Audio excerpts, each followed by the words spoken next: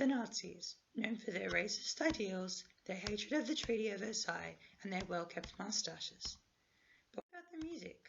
What genres were accepted? What ones weren't? And how did this affect the lives of people working in the field of music? Once the Nazis had power over Germany, they immediately put into place restrictions on everything in the art sector, including visual exhibitions, film, theatre, and music. Germany had enjoyed many types of music in the Weimar Republic, including all forms of classical music and jazz by all manners of composers from Europe, America, and elsewhere. However, the Nazis had wanted absolute control over everything. Various composers and their music were seen as degenerate or anti-Nazi. This included Claude Debussy, a famous Romantic period composer who had married a Jew. Even after his death at the end of the Great War, his music had been loved by many. However, the Nazis did not see past the fact that Debussy's partner was of Jewish belief. He was also French, therefore a foreign influence from an enemy country, which had to be censored by the Nazis. Another major name in a similar situation was Gustav Mahler, famous now for writing a number of symphonies, including one for 1,000 people to perform. He was Jewish by birth and was immediately ruled out of the Nazi program. This was also the case for Felix Mendelssohn and Arnold Schoenberg, who were Jewish by birth as well. Schoenberg, an American composer, was particularly famous for using the 12-tone method. He was unloved in his own country, let alone a fascist nation. The Nazis specifically disagreed with his modern and atonal compositional techniques, which were the first to explore the chromatic scale and incorporate modern motif methods into works for classical ensembles.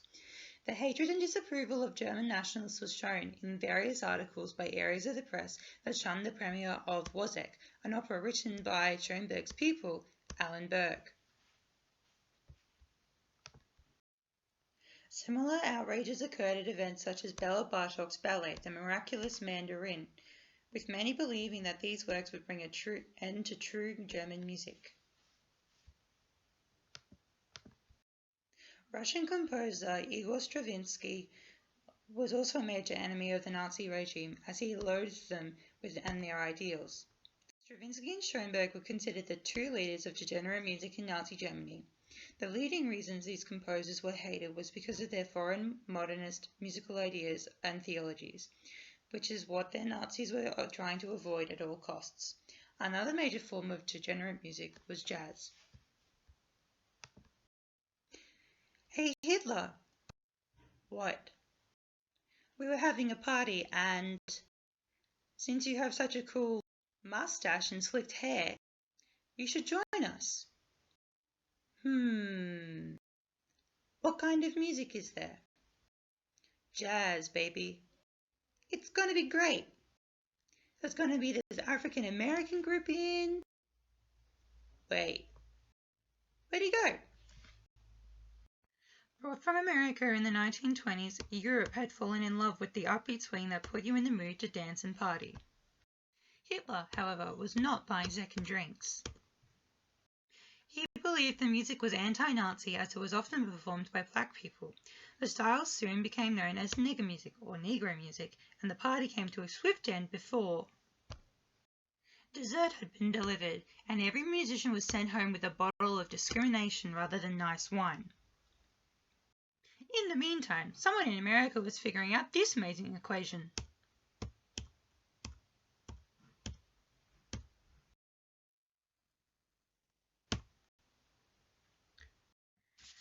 In America, the Tin Pan Alley had come along, raging on the front of American popular music charts with composers and performers such as Benny Goodman and Irving Berlin.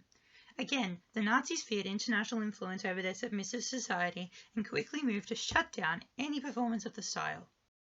Even though countless composers and their music were now banned from the German musical front, this next statement is definitely true.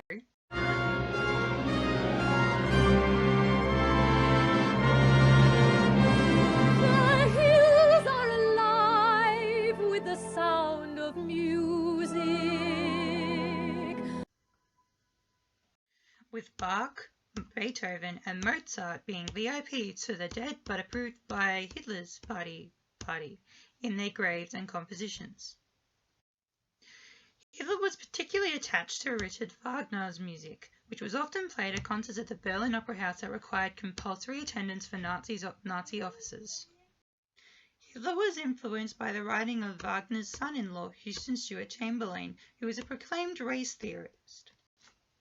Wagner's music, while it cannot be characterized as Nazi music, is considered as the most influential over the German dictator. Another key composer and performer to the Nazi regime was Richard Strauss. Strauss was the president of the German State Music Bureau, or Reichsmusikkammer, stating that he accepted the position for the purpose of doing good and preventing further catastrophe.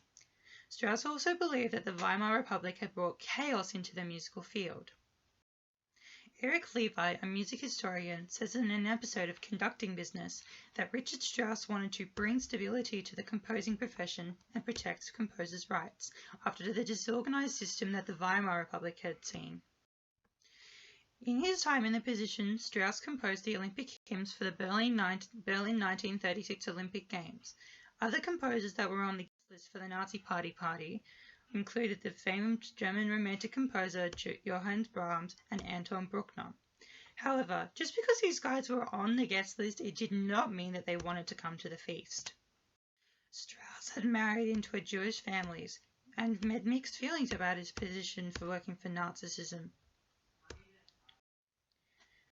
Joseph Goebbels, the Minister for Propaganda at the time, expressed his distrust for Strauss and believed that the music he wrote had too much Jewish influence.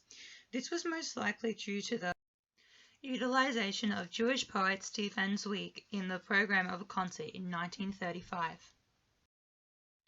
As a consequence, Strauss lost his honorary position in the Bureau, with Goebbels being a likely suspect to the contribution of the removal of the musician.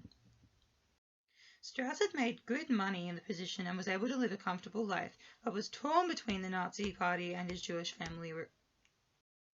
The main thing to take into account is the fact that many of these composers were born, lived, and died in Germany and had focused their music on what was considered a true German style compared to modernists such as Mahler and Schoenberg, who were foreigners and known for their experimental techniques. Being in the musical work field was dangerous in the interwar period. Many composers who wrote in these styles had already escaped into exile into other countries out of fear of the Nazi Party. A great number of the composers spoken about were already part of the dead and/or disapproved by Nazi Party. But musicians who would typically perform their music had to cancel their concerts in accordance with the rising political parties. Those who didn't comply with the new conditions were killed or sent to concentration camps. This was also applied for anyone involved in the production or performance of music, including concert agencies, music therapists, and scholars. Educator and famed broadcaster Annalise Londo was born in Germany, Jewish, and faced persecution from the Nazis, as she was a radio presenter. When she was told she couldn't continue, asking her informant, "Do you mean I cannot broadcast anymore because I am Jewish?" She became part of a secret Jewish arts organization known as the Jüdische Kulturbund. Jüdische Kulturbund. That one. Which brought musicians, actors, and artists alike together for a safe place to practice and learn their chosen pathway. She gave lectures on Jewish music and provided live examples. However, in 1939 she was forced to emigrate, with the growing fear of being found out, as well as troubles with her sister's family, who were also Jewish. After this, she moved to London, where she lived with a friend and eventually ended up working in the United States. Later in her career, Londo has been asked what famous musicians she knew in Berlin and what it was like living under the Nazi regime. And unlike what many people can say, she says, "I was there." Londo was one of hundreds of musicians and educators who faced similar situations, with many seeing the UK as a stepping stone to America, where it would be safe to live and produce music. It was also difficult for ensembles who performed accepted music, especially as the war began, as concerts were rarely performed and provided many instrumentalists and vocalists without a source of income. This also led to some ensembles pledging their full allegiance with the Nazi Party.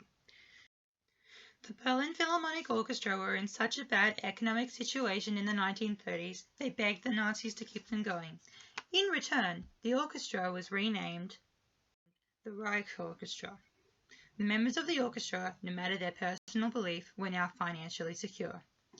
This situation was the case for a number of musicians and ensembles, even if their political support did not lay with the ruling Nazi Party. With little income, the threat of death, and not enough concerts to perform in, life was overall very difficult for most German musicians. So, the Nazis were very selected in their musical choice, only using typical German classical music and appreciating the works of German Romanticism by Strauss and Wagner. Jazz, modernist, and classical styles were all known as degenerate music and unworthy of listening to. And life as a musician was dangerous and hard.